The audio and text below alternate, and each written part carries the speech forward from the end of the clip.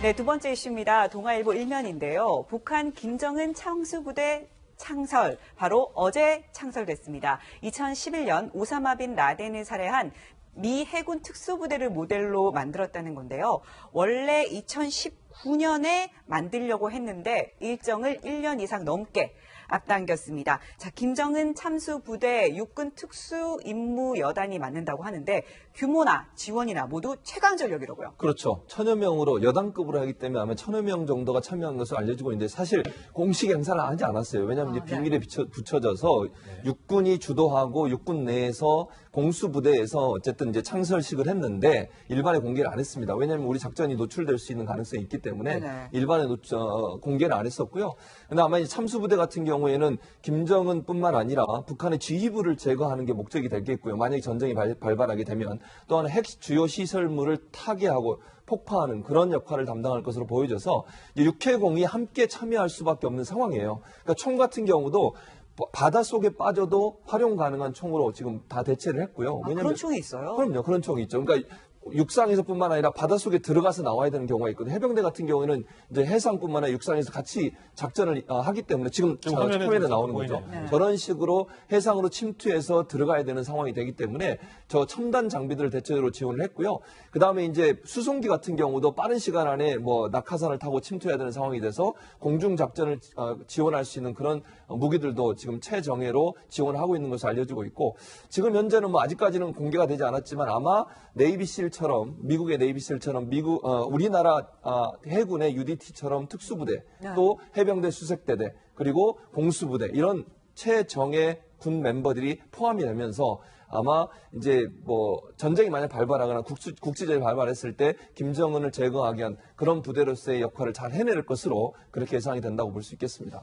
네, 이 과거에도 비슷한 좀 참수부대 조직이 있었던 것 같은데 영화로도 제작이 됐습니다. 68년인가 이 실미도 공작원이 있었잖아요. 우리 측에. 그래서 이 영화 소재가 되기도 했는데 보시는 것처럼 이렇게 수백 명을 이렇게 모집을 해서 이 당시에 이 북으로 침투를 시켜서 이 참수를 하겠다 이런 얘기도 있었는데 사실 저 때는 이제 비밀로 하다가 저 사실이 드러난 게 71년도에 사실상 해체가 되면서 일부 부대원들이 이 서울로까지 올라와서 한바탕 일이 있었잖아요. 그러니까 지금 이제 이 참수부대라는 것은 군 내 계열상 공식 조직이죠. 근데 1960년대, 70년대 초는 저런 조직들이 아마 많았었는데 주로 뭐 이제 징역 살고 있는 사람들, 징역 면제 주기 뭐 이 부대로 오라 해서 그러니까 그 군 개선 조직이 없는 조직입니다. 아무도 모르는 조직이고 이 사람들도 자기가 죽는지 사는지 가족들한테 알릴 수도 없는 그러니까 그야말로 60년대 말의 어떤 풍경일 수밖에 없는데 그렇기 때문에 지금 해체되면서 이제 버스를 탈취하고 뭐 시내로 나오고 이런 그 사건이 있었던 것이고 또 그 위에 북한의 특수부대 김신조 일당이 청와대 인근까지 온 적도 있습니다. 거의 박정희 대통령을 암살하기 위해서. 그러니까 그 60, 70년대 풍경인데 그 실미도라는 저거 자체가 그 시대의 하나의 상을 반영하는 것 아니겠습니까?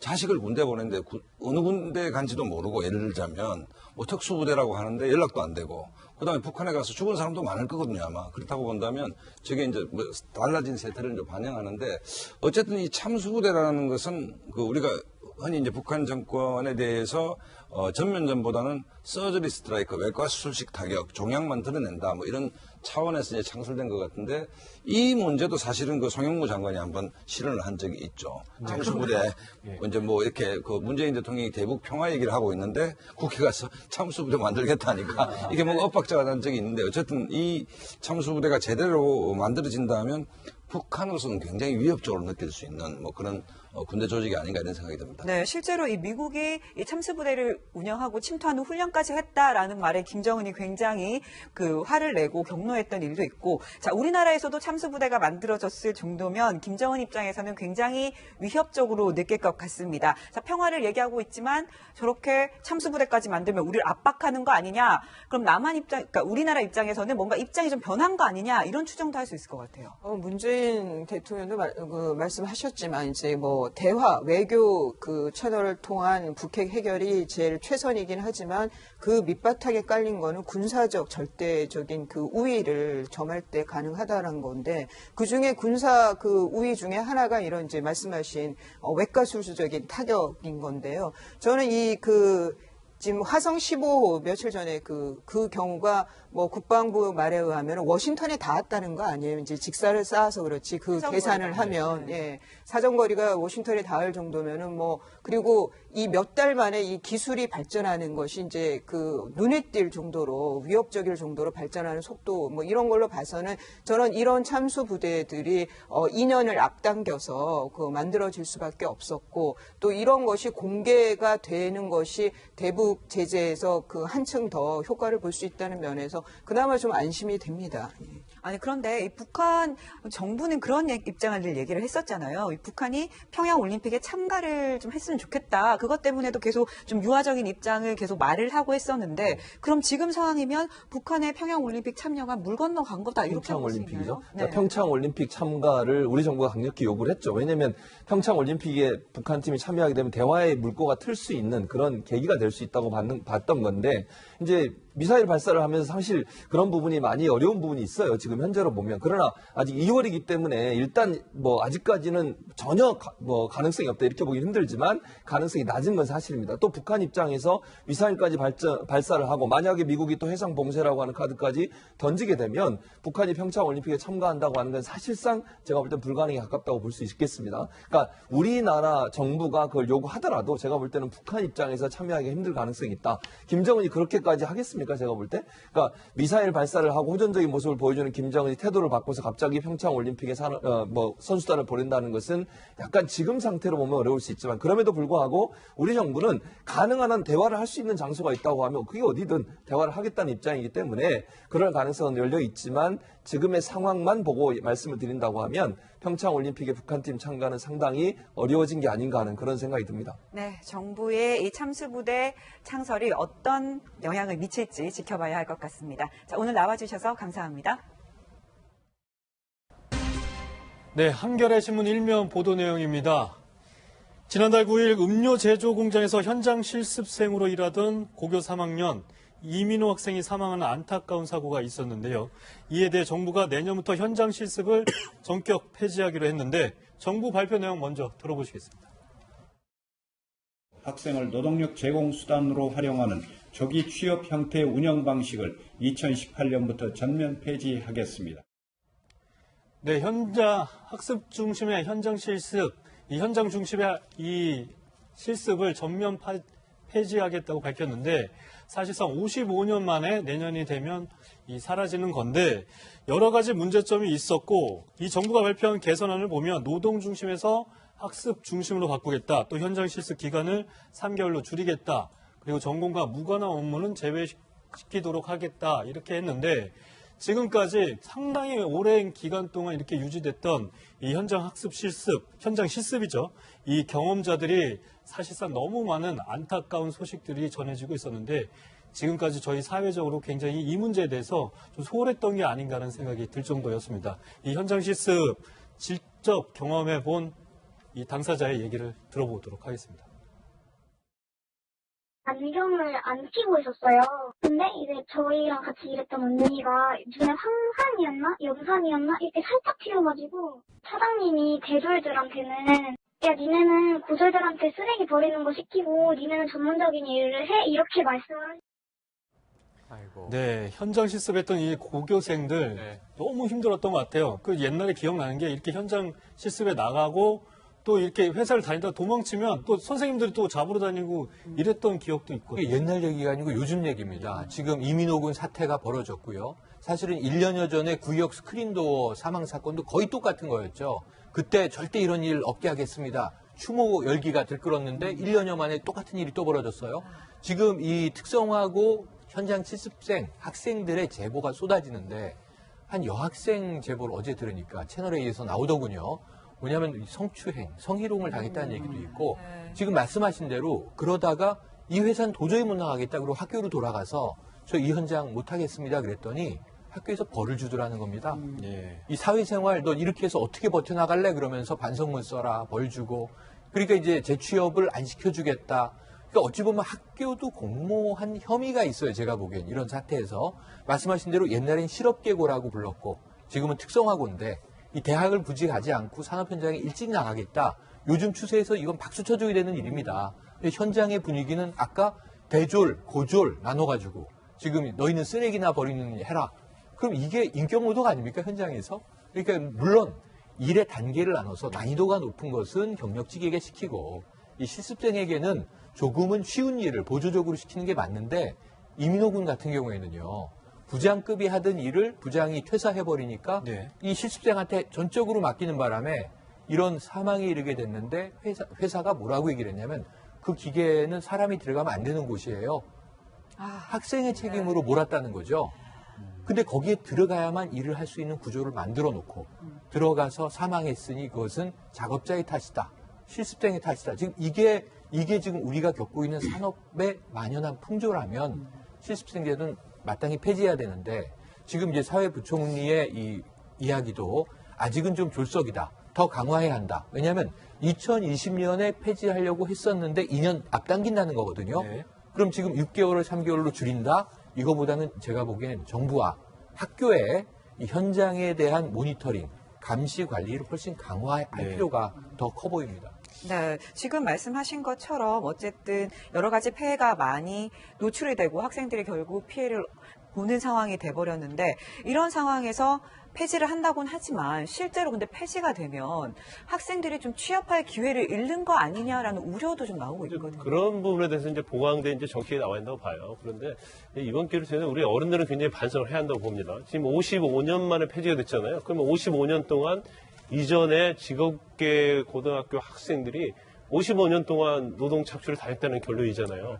그러니까 현장 실습이 아니라 값싼 노동력을 착취하는 그런 현장이었다는 것밖에 볼 수가 없거든요. 그러니까 학생이 아니라 근로자라고 생각을 그렇죠. 하거든요. 노동 근로자. 그러니까 값싸게 이용할 수 있는 근로자. 그러니까 조기 취업하기 위해서 현장 실습 오면 이제는 우리가 이득을 취할 수 있다. 사업적으로. 이런 그런 관념을 가지고 있는 거죠. 그런데 사실 이번 기회를 통해서 저희가 또 정부에서도 좀 시스템 완비를 해야 할 필요가 있는 게 우리가 이제 청년 실업, 청년 정책을 굉장히 많이 얘기를 하지 않습니까? 대선 때도 굉장히 많이 화두가 됐었고. 근데 그거 자체가 고졸이 아니고 대졸을 한 취업생에 너무 이게 치중돼 있다는 거죠. 그래서 대개 취업생 중에 한 20, 30%가 고졸 취업생인데 그런 부분이 도외시되어 있다는 거예요. 그런 것들이 결과적으로 이런 결과를 낳지 않았나 싶습니다. 네, 이 취업률이 상당히 사회적으로 심각한 문제지만 이 숫자에만 맞추는 이 취업 정책 이런 것도 고민을 해봐야 될 것 같습니다.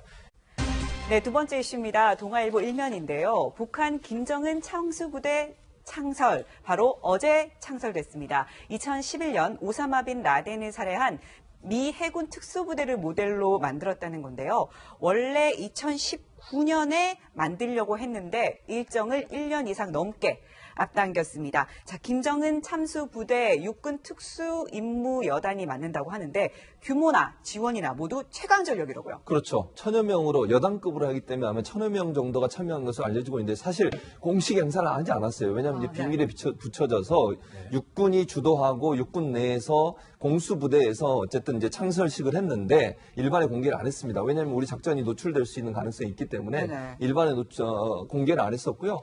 근데 아마 이 참수부대 같은 경우에는 김정은뿐만 아니라 북한의 지휘부를 제거하는 게 목적이 되겠고요. 만약에 전쟁이 발발하게 되면 또한 핵 주요 시설물을 타개하고 폭파하는 그런 역할을 담당할 것으로 보여져서 육해공이 함께 참여할 수밖에 없는 상황이에요. 그러니까 총 같은 경우도 바닷속에 빠져도 활용 가능한 총으로 지금 다 대체를 했고요. 왜냐면 그런 총이 있어요? 그럼요. 그런 총이 있죠. 그러니까 육상에서뿐만 아니라 바닷속에 들어가서 나와야 되는 경우가 있거든요. 해병대 같은 경우 수식 타격, 종양만 드러낸다, 뭐 이런 차원에서 이제 창설된 것 같은데 이 문제도 사실은 그 송영무 장관이 한번 실언을 한 적이 있죠. 참수부대 이제 뭐 이렇게 그 문재인 대통령이 대북 평화 얘기를 하고 있는데 국회 가서 참수부대 만들겠다니까 이게 뭐 엇박자가 난 적이 있는데 어쨌든 이 참수부대가 제대로 만들어진다면 북한으로서는 굉장히 위협적으로 느낄 수 있는 뭐 그런 군대 조직이 아닌가 이런 생각이 듭니다. 네, 실제로 이 미국이 이 참수부대를 운영하고 침투하는 훈련까지 했다라는 말에 김정은이 굉장히 그 화를 내고 격노했던 일도 있고, 자, 우리나라에서도 참수부대가 만들어졌을 정도면 김정은 입장에서는 굉장히 위협적으로 느낄 것 같습니다. 자, 평화를 얘기하고 있지만 저렇게 참수부대까지 만들면 우리를 압박하는 거 아니냐? 그럼 그러니까 우리나라 입장에서는 뭔가 입장이 좀 변한 거 아니냐? 이런 추정도 할 수 있을 것 같아요. 문재인 대통령도 말씀하셨지만 이제 뭐 뭐 대화, 외교 그 채널을 통한 북핵 해결이 제일 최선이긴 하지만 그 밑바탕에 깔린 거는 군사적 절대적인 그 우위를 점할 때 가능하다는 건데 그 중에 군사 그 우위 중에 하나가 이런 이제 말씀하신 외과수술적인 타격인 건데요. 저는 지금 화성 15호 며칠 전에 그 경우가 경우에는 이제 해상뿐만 아니라 육상에서 같이 작전을 하기 때문에 지금 화면에 나오는 거죠. 네. 저런 식으로 해상으로 침투해서 들어가야 되는 상황이 되기 때문에 저 첨단 장비들을 대체적으로 지원을 했고요.